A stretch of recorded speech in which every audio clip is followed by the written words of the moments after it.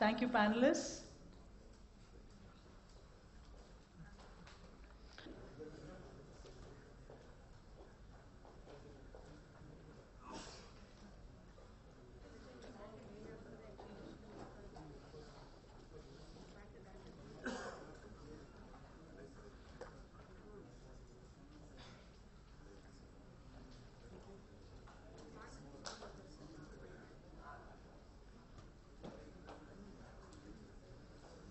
Sorry about that. We'd like to offer bouquets to our panelists. First to Mr. Sathya Kumar.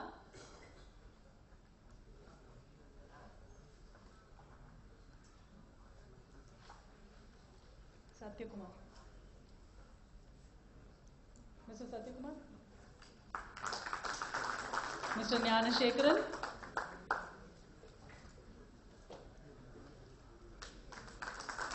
Mr. Tulsi Das.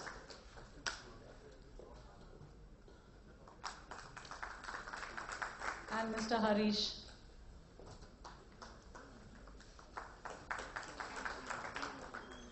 I'll introduce the moderator to you. Mr. Sathya Kumar is LLB, ACA, ACMA, CS, and is the recipient of the prestigious National Youth Icon Award and Changemaker Award.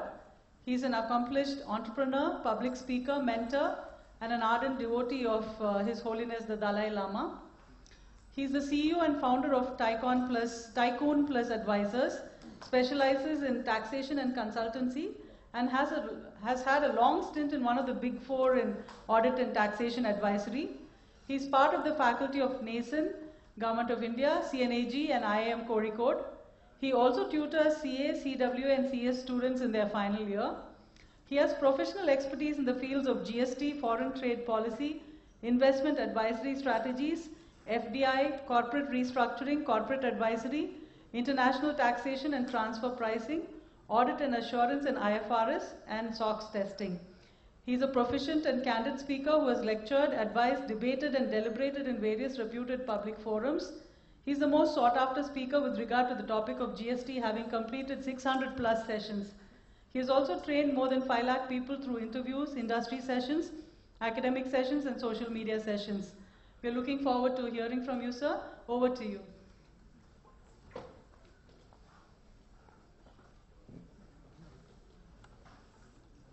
One of the prominent PSUs of India and one of the profit-making PSUs also. And the topic of the discussion today is the transparency and efficiency in private sector and its contribution to economy.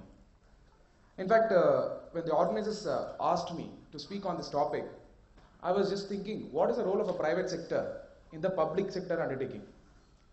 And I have an experience in consulting, one of the public sector undertaking. And most of the vendors, suppliers, are from the MSME and private sector. A public sector undertaking cannot function in silo without working with the private sector. That was very clearly evident when I actually was advising one of the PSU, where 650 vendors were below the limit of 20 lakhs, and the public sector undertaking was very concerned, issuing letters to them to get registered so that they can get the input tax benefit. And from that it was very clear that the public sector undertaking breeds a lot of private sector. And when I did the research about this public-private sector, post my tenure at one of the big fours and then left, and I went around the country to do outreach programs on GST. Then I found that our Indian economy is a very unique economy. In fact, about 93.5% of employment opportunity is created by the MSME in India. 93.5% of employment opportunity is created by MSME in India. And I was also astonished to know that the corporate tax return filed with the Ministry of Finance, it is a public statement in economic survey and it's a statement by the finance minister, that 96% of the corporate tax returns are filed by the MSME. Only 4% returns are filed by the big boys. And if you look at the problem of the MSME, what is the problem of the MSME in the past 60 years was, these people were never funded by the bank. Only 4% of formal channel funding is there for the MSME. The irony is, the MSME generates employment, MSME is more tax compliant. They don't have losses to show, or there's no tax planning for them. There's no big intellectia to actually advise them on tax planning. But unfortunately, these people are never funded in the formal channel. The government was okay funding the top corporates, losing the money when that particular person went to UK or Switzerland, whatever it is, but never was interested to fund the last mile service in the country. And I was surveying this MSME with a great interest. And I found certain interesting facts which I wanted to throw here. And this is not taught in any schools. This is not taught in any colleges. Last week when I was there in IIM Ranchi, it was headline news in Dainik Bhaskar with my name that the transformational force of this nation is going to be MSME in the future. But it's the most neglected sector. And if you look at the astonishing facts where I went and interviewed some entrepreneurs in Tirupur, and about 30 persons when I interviewed who belongs to the association called Tirupur Export Association. I asked them, what was your seed capital when you started? We talk about angel funding, private equity and all those things. He said, out of the 30 people, 15 people said my seed funding was my gold of my wife. And how much did he invest? He invested 15,000 rupees or 10,000 rupees. I asked him, did you approach the bank? He said, I approached the bank, none of the bankers provided loan to me. But these are the seed capital through which today Tirupur accounts for about 40,000 crore turnover. And they have recently given, and I'm proud to say with the CII partnered with Grant Thornton, they are going to report to the Honorable Prime Minister how to scale up Tirupur, which only has, it does not have 4-lane road, it only has 2-lane road, how to scale up Tirupur to 1 lakh crore export turnover. This is the vision they have given, Vibrant Tirupur is the document they have published. And I thought only Tirupur is like that. Then I went and surveyed in Coimbatore, same model. I went to a Namakkal. I don't know how many of them know Namakkal. Definitely Bell will use a lot of logistics facility from the Namakkal area. When I went to Namakkal area, when I saw some of the people in Sangagiri and surveyed about 30 people, I saw them, everybody invested about 5,000, 10,000 rupees and started these enterprises without the support of the government. I can put a statement today, it's my personal view. Without the support of the government only, all the successful entrepreneurs have emerged in this nation. And it is also clear from the previous session, without the intervention only, the IT sector also contributed for the foreign exchange reserve.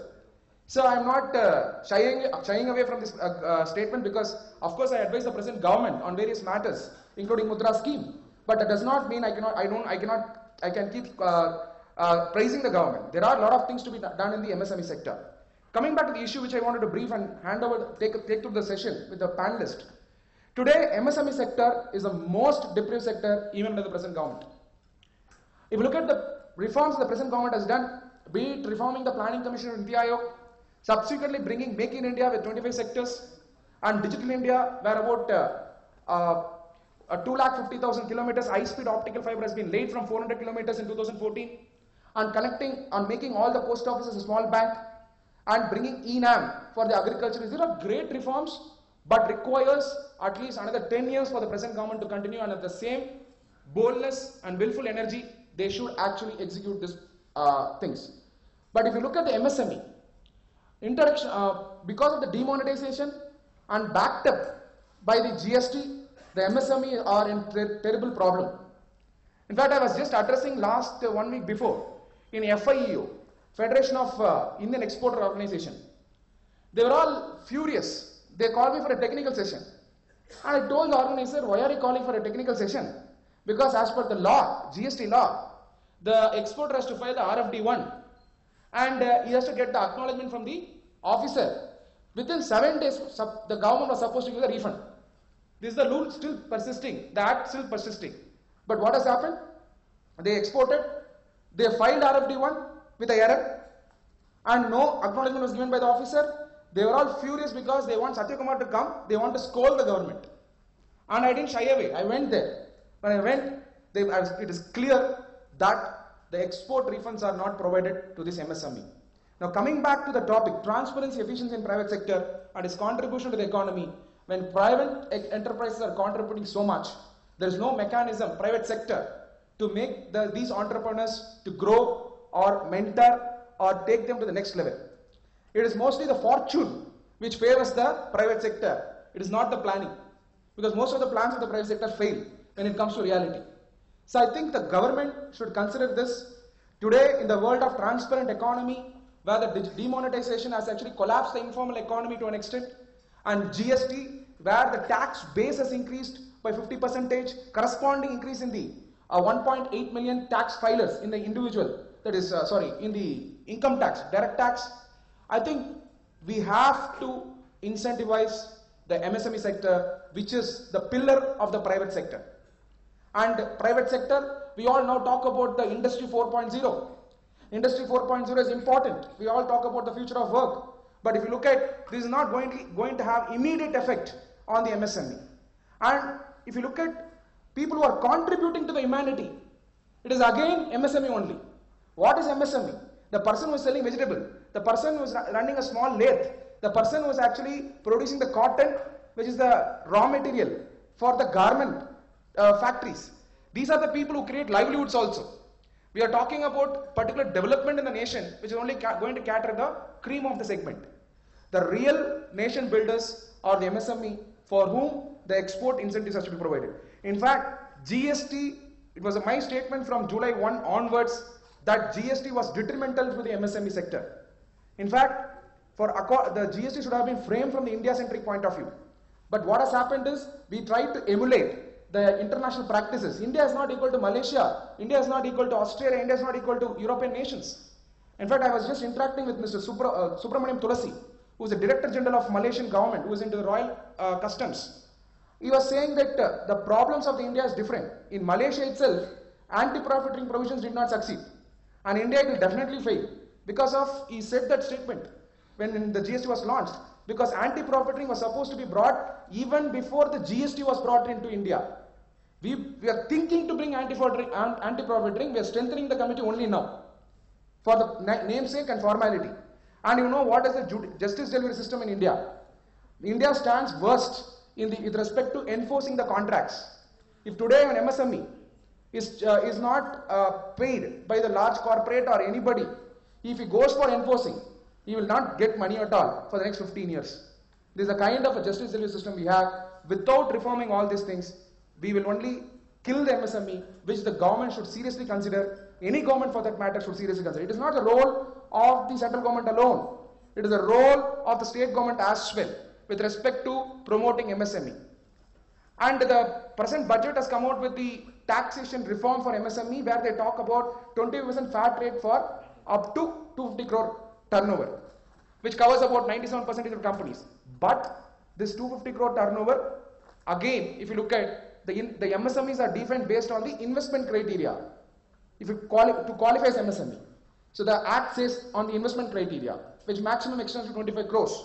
With 25 crores, they are expected to generate 250 crores. Hardly how many people will benefit out of this is a question. And second thing, startup culture, startup ecosystem in India has to be again strengthened.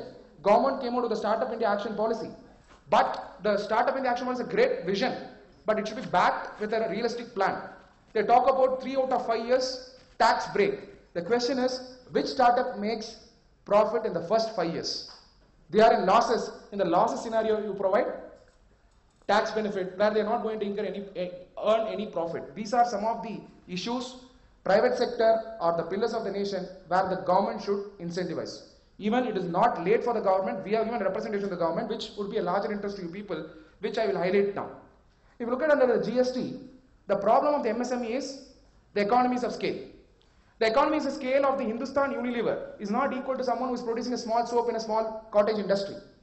But what could the government do? What is the idea of the government? To promote MSME.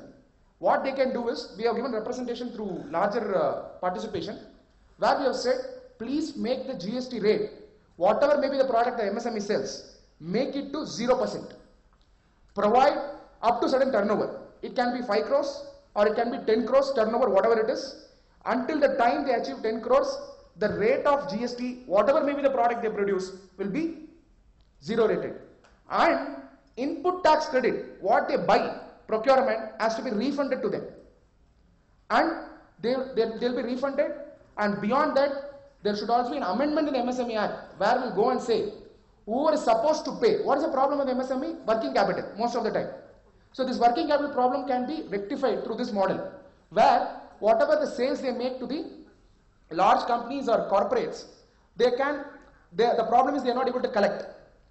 And of course the GST says within 6 months if you don't pay, your input tax credit will be denied or cancelled. But there is always a possibility they will cancel the invoice and tell the MSME to raise revised invoice. To ensure that this problem does not come, we have said the people who are purchasing from MSME should pay within 30 days. Like that, the amendment should be brought in MSME Act. By bringing this amendment, what will happen is, we'll say if you don't pay within 30 days, your 50% of the input tax credit of the large corporate or the people who are supposed to pay to MSME will be denied. So through this mechanism, the MSME can be protected even now. And the formal channels of funding has to be promoted. We are happy to the extent where the government has actually brought Mudra scheme, where I and my professor were primarily involved in outreach programs for the government.